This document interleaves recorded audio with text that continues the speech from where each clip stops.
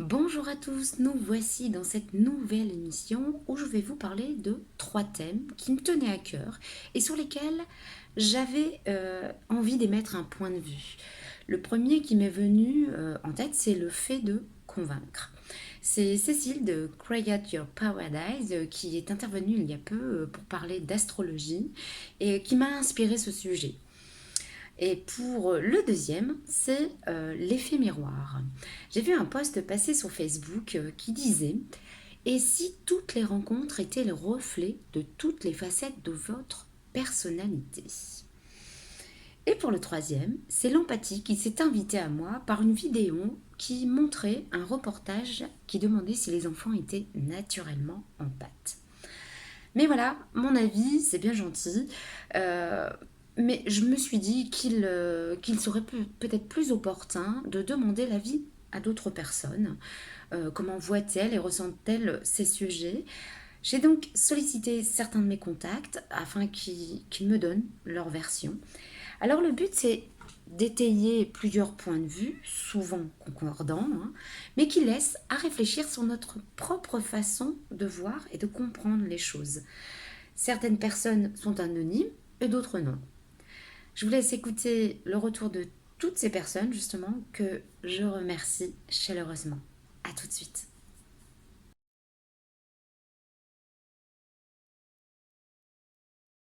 Alors, je vais vous donner chaque version de chaque personne. La première, c'est Amaury, qui a 17 ans. C'est mon fils, c'est prêt au jeu. Donc, dans l'ordre, chaque personne répondra sur l'effet miroir, le fait de convaincre et l'empathie. Alors, pour Amaury, l'effet miroir, il me dit: ça te met face à toi-même et à tes actes. Le fait de convaincre, pour lui, c'est te persuader que ton idée est mieux, la comparer à l'autre et essayer de le faire changer d'avis. Tout ça dans l'idée que ça ne peut pas forcément marcher. L'empathie, c'est compatir avec quelqu'un, avoir de la compassion pour ce qu'elle vit de difficile, essayer de la comprendre et de faire en sorte de l'aider à aller mieux.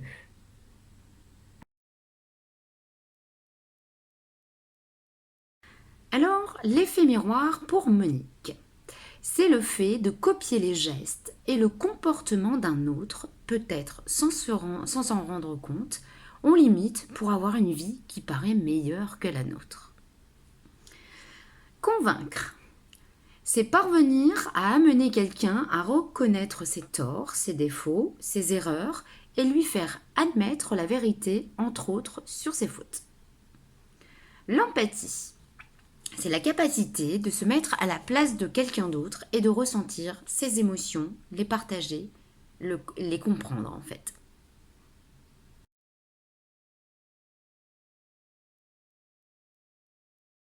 Alors l'effet miroir pour Maya, c'est cette situation face à quelqu'un qui vient toucher quelque chose en toi.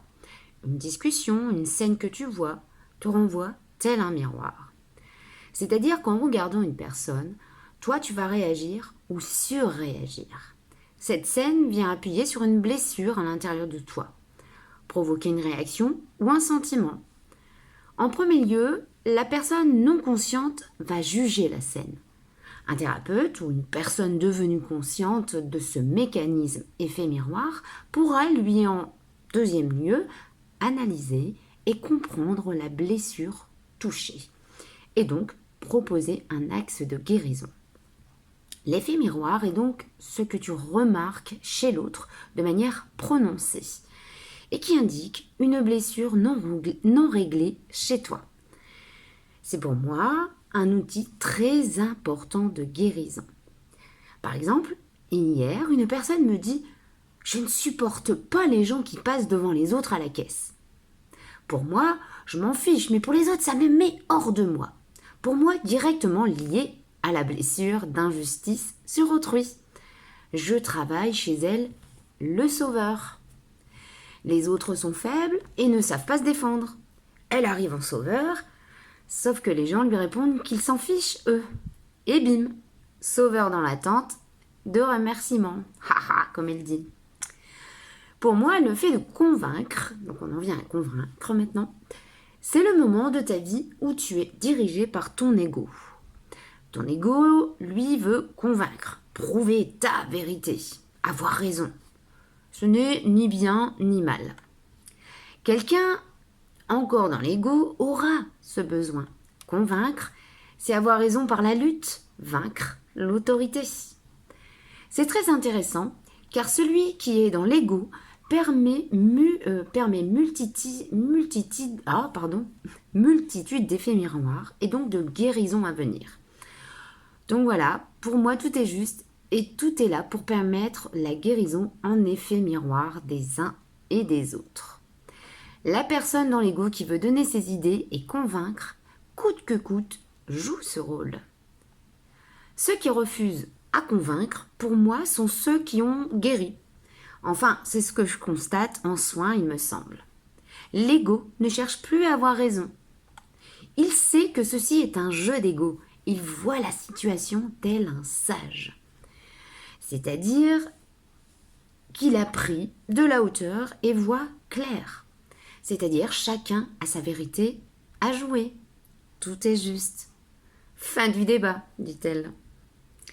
Mais du coup, plus d'effet miroir avec celui qui ne cherche pas à convaincre. Pour moi en tout cas, c'est ma vérité à moi. Alors l'empathie. Pour moi, c'est le fait d'être touché par une situation ou une personne. Notre degré d'empathie dépendra beaucoup de notre travail personnel effectué. Quelqu'un de non guéri dans ses blessures pourra être très empathe et ressentir les émotions d'autrui. Ce sont les empathes. Et pour moi, ce n'est pas vivable à long terme. Être empathe, c'est s'occuper plus de ce que vit l'autre que de notre propre existence. Un excès d'empathie dévoile un sauveur. Un bon thérapeute, par exemple pour moi, doit avoir une dose d'empathie limitée, afin de pouvoir aider de manière sage et neutre la personne qui vient nous consulter. Encore cette place de sage qui prendrait de la hauteur, pour mieux aider l'autre. Bien sûr, un thérapeute a souvent été un ancien empathe qui se soigne. Et bien entendu, j'ajouterais qu'on est tous confrontés, même les thérapeutes, à des rappels permanents. Quand on est dans l'action, on peut mettre nous aussi du temps à voir ce qui est bon et entrer dans le jeu. Soit par l'ego, sauveur ou autre, il faut toujours être vigilant. Mais moi, cela m'arrive encore de me laisser embarquer, dit-elle.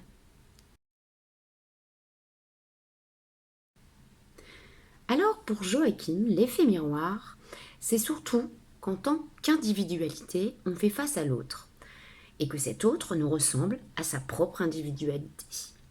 Vit les mêmes choses que l'on vit, ressent les mêmes choses que l'on ressent et en même temps ne fait pas partie de soi. Donc chacun vit cette forme de schizophrénie dans les rapports humains et lorsqu'on fait face à quelqu'un, ma gauche devient sa droite et sa droite devient ma gauche. Il y a donc cette idée de complémentarité, de frein, de paroi à son monde intérieur qui serait délimitée en quelque sorte par l'autre.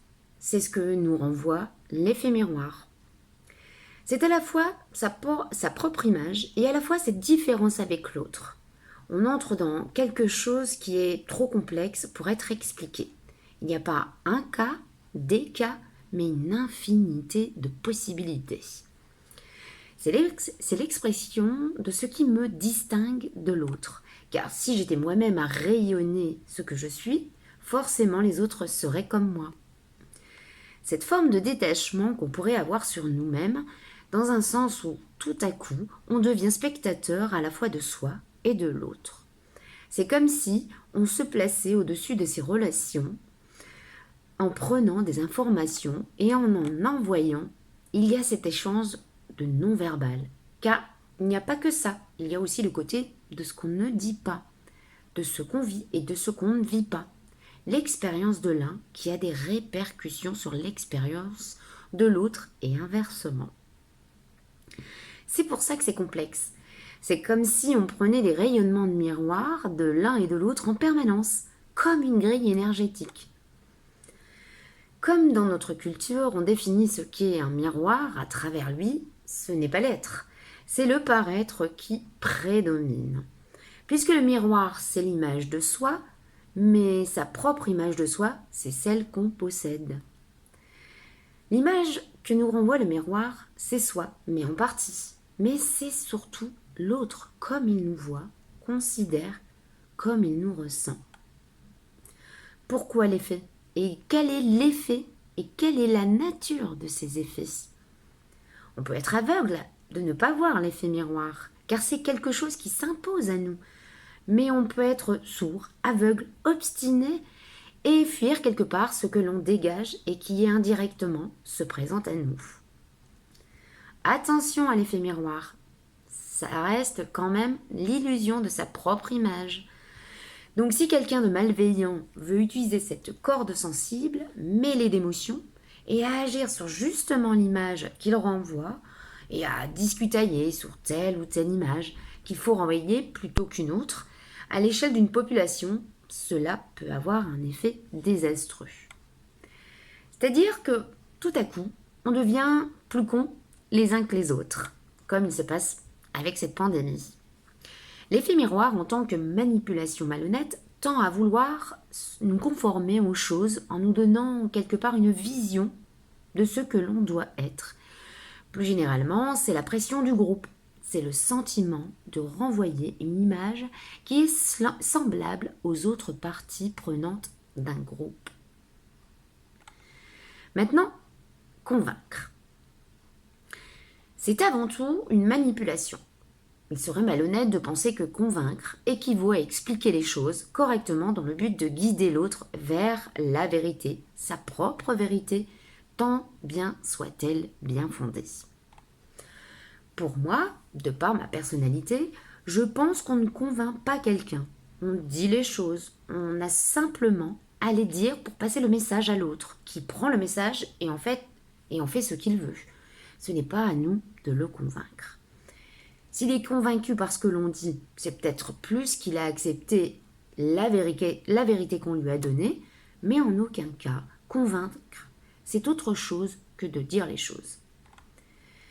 Car si on est dans une autre optique de convaincre pour convaincre, là, ça devient bête et méchant, malhonnête, dans le sens où ce sera coûte que coûte, ce sera du jusqu'au bout, j'aurai raison, et que tout fera que ça s'imposera à toi. Ça s'imposera à toi, que tu le veuilles ou non, dans le but d'imposer les choses.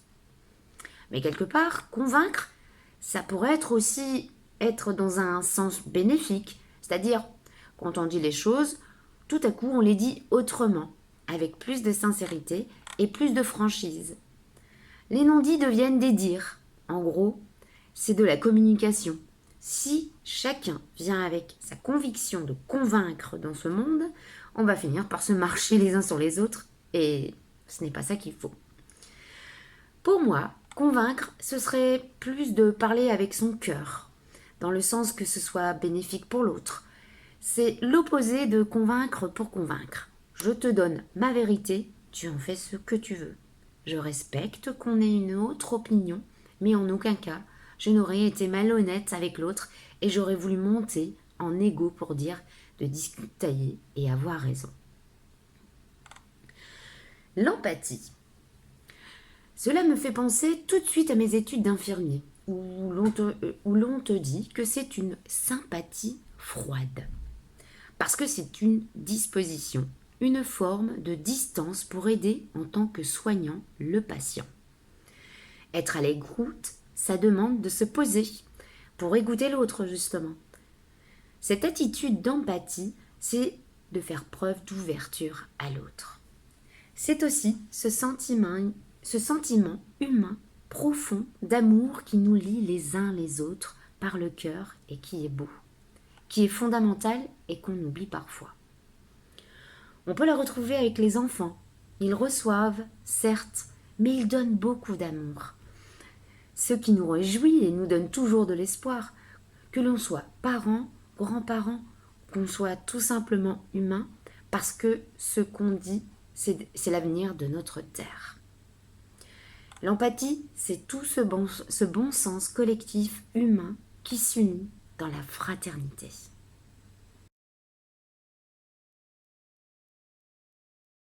Alors pour P, je vais l'appeler comme ça, c'est l'effet miroir, c'est lorsque on pense à des choses, on les fait, et tout ce qu'on fait, on a fait avec l'intention qu'on a eue, reviennent à nous. Par exemple, on a fait des choses positives, alors des choses positives reviennent à nous. Convaincre. Pour elle, c'est donner des informations à une personne avec une certaine intonation dans la voix, en montrant qu'on est sûr de ce qu'on dit, et donc essayer que la personne en face de nous soit d'accord avec nos dires. Même se convaincre nous-mêmes, le fait de penser fortement, même si au départ on n'y croit pas, mais à force d'y penser, on finit par y croire. L'empathie. Je ne sais pas trop comment le définir. Être empathique, selon moi, c'est d'écouter des personnes qui sont dans le besoin et être touché parce qu'elles nous disent, alors les aider avec plaisir pour qu'elles affrontent leurs problèmes.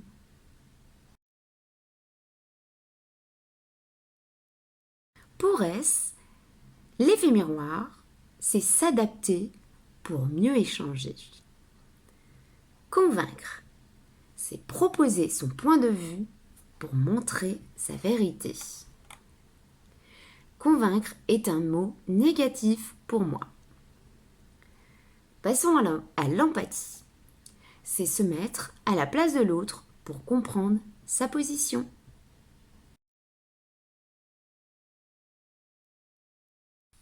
Alors l'effet miroir pour moi, comme je vous disais en début d'émission, oui, c'est que il y avait une citation qui m'avait assez interpellée parce que de par ce qu'elle disait, que en gros, l'effet miroir, c'était simplement le reflet de ce que vous êtes. Vous voyez quelqu'un d'égoïste devant vous, eh bien, c'est la part égoïste qui est en vous. Alors, dans un sens, cela peut être vrai, je suis d'accord avec ça, mais pas que. Pour moi, l'effet miroir, c'est beaucoup plus subtil que ça.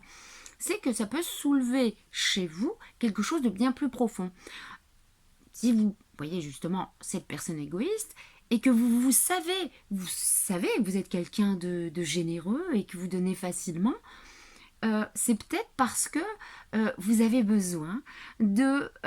nous sommes dans un monde de dualité et que vous avez besoin peut-être euh, de comprendre l'autre en face de par son égoïsme parce que vous êtes à l'opposé de lui puisque vous êtes généreux.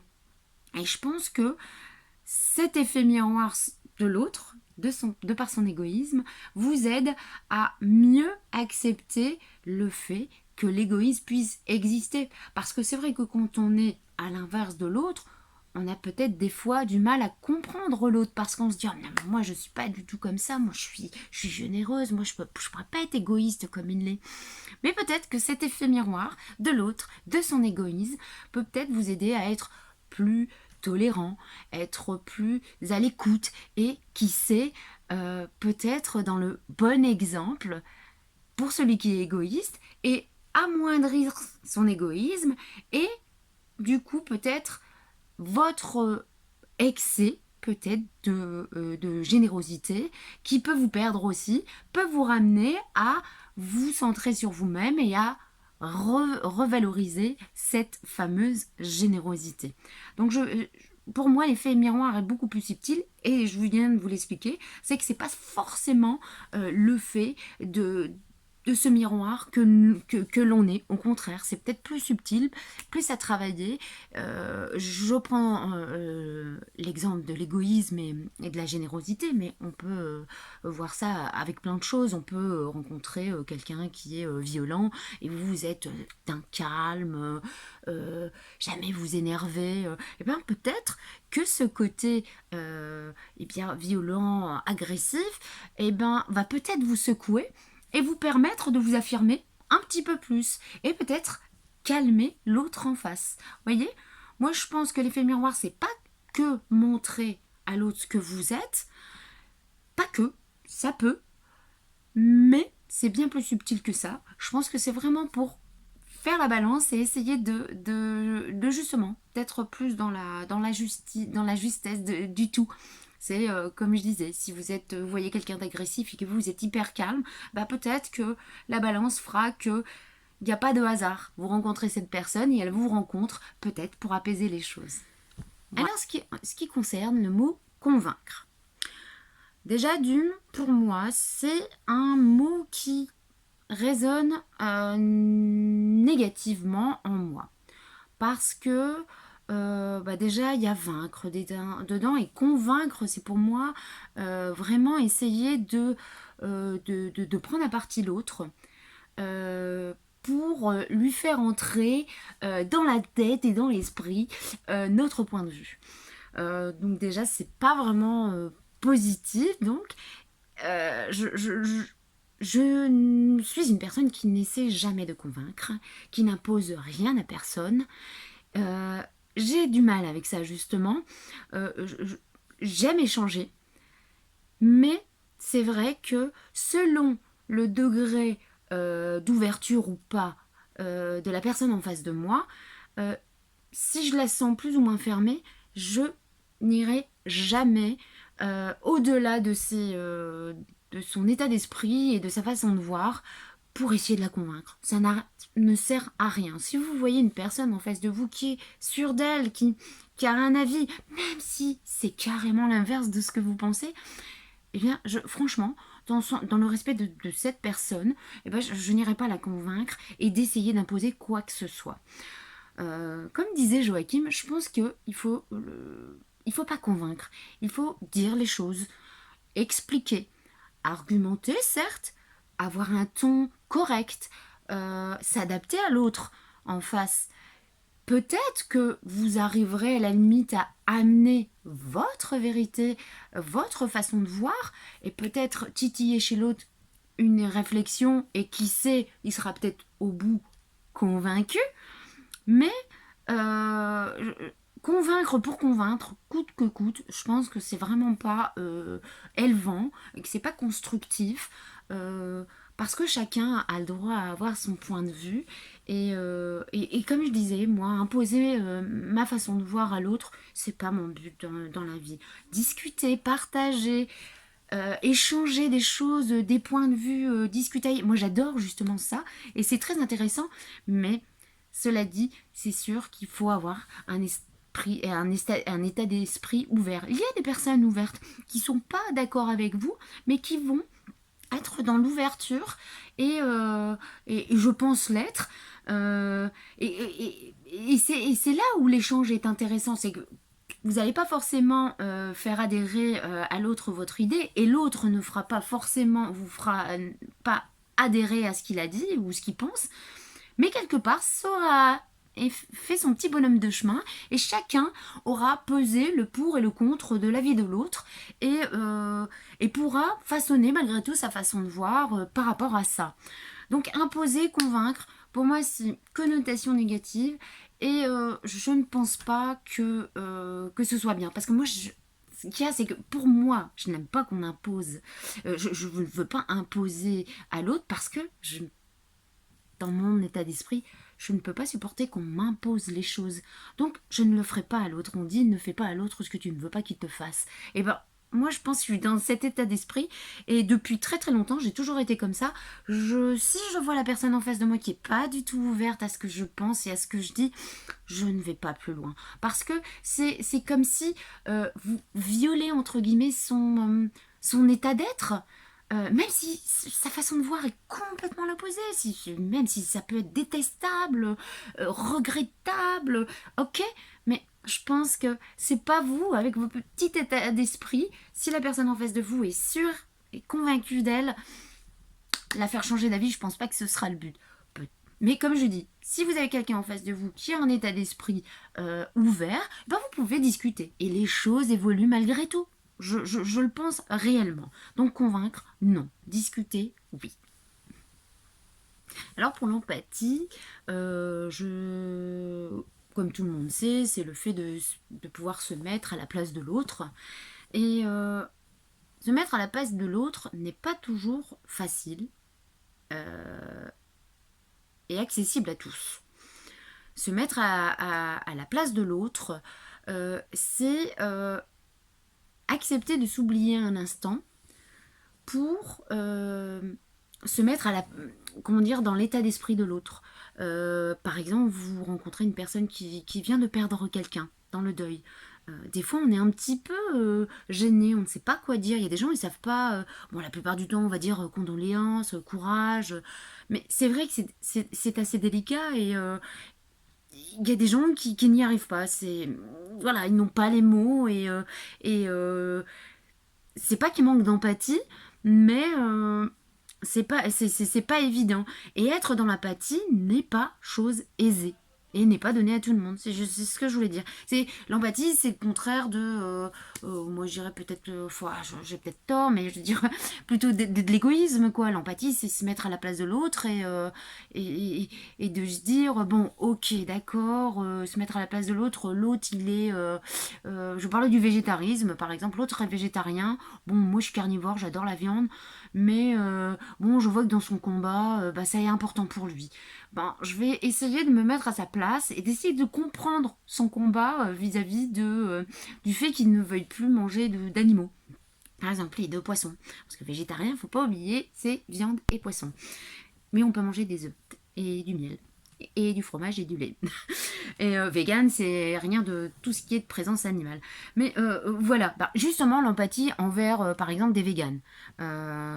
L'empathie, c'est de se dire, bon, bah, il faut savoir se mettre à sa place et se dire, bah, pour lui, pour la personne végane, bah, c'est important de ne pas porter de cuir. C'est important de ne pas utiliser des produits cosmétiques non testés sur les animaux.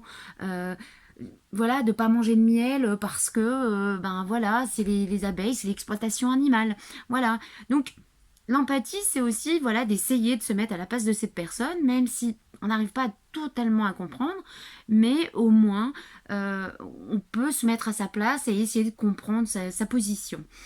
Comme elle peut se mettre à notre position de carnivore, si elle l'a jamais été, et d'essayer de comprendre le pourquoi de notre consommation de viande et de poisson. Et le fait de porter du cuir, le fait d'avoir un fauteuil en cuir, enfin, vous voyez, toutes ces choses-là. Moi, je pense que l'empathie, savoir se mettre à la place de l'autre, n'est pas aisé, n'est pas donné à tout le monde, mais c'est un effort quand même, enfin un effort pour celui qui empâte, ça va être facile. Euh, mais pour celui qui ne l'est pas, je pense que c'est quand même une ouverture d'esprit face à l'autre et d'essayer quand même de le comprendre. C'est quand même assez important, surtout de nos jours, d'essayer de se comprendre, de s'écouter et de se mettre à la place de l'autre. Voilà, je pense que c'est vraiment, vraiment important. Après, l'empathie, ça ne veut pas dire non plus de s'oublier totalement et de rentrer totalement dans l'émotion de l'autre et de s'y perdre. Parce que on veut absolument être en pâte avec l'autre et dire oh, il faut penser aux autres, c'est bien. Vous voyez, je veux dire, charité bien donnée, ordonnée commence par soi-même. Bon, c'est pas ça que je voulais dire, mais c'est déjà ça. Hein, c'est simplement voilà, se préserver soi-même. Mais je veux dire, ok, être en pâte. Ok, de penser à l'autre, de se mettre à sa place, mais pas se perdre dans la place de l'autre. Euh, un exemple assez fort, des parents qui viennent de perdre un enfant. Oh mon Dieu, on a envie d'être en pâte et de se mettre à sa place pour dire oh là là, quelle souffrance, ça doit pas être évident, soyons là pour les réconforter, pour les encourager. Oui, mais en rester là, je pense à mon sens, parce que aller au-delà dans l'état de souffrance de la personne, je pense pas que ce soit élevant et porteur et constructif pour celui qui a perdu, pour les parents qui ont perdu, par exemple, pour cet exemple, les parents qui ont perdu cet enfant, je ne pense pas que ce soit aidant. Ok, il faut se mettre à la place de l'autre, mais il faut pas prendre la place de l'autre. Il faut pas prendre la souffrance de l'autre. Voilà, il faut un juste milieu, c'est comme tout. Empathe, oui, mais pas trop. C'est comme tout. Voilà, un juste milieu, savoir faire preuve d'empathie, mais ne pas se perdre dans... ne pas s'y perdre non plus et ne pas s'y noyer. Nous voici à la fin de cette émission. J'espère qu'elle vous aura plu et que ces différentes façons de voir les choses par rapport à ces 3 thèmes que je leur ai proposés, eh ben vous parlera. Et si vous avez envie de donner aussi votre avis par rapport à l'effet miroir, le fait de convaincre et face à l'empathie, eh bien s'il y a quelque chose à ajouter, que vous voudriez voilà, ajouter par rapport à ce que vous avez entendu, par rapport à tous ces témoignages, n'hésitez pas à les mettre en commentaire ou de venir sur la page Facebook Hyper TV et de venir en discuter. Voilà, je vous embrasse, je vous fais des gros bisous, à bientôt, prenez soin de vous.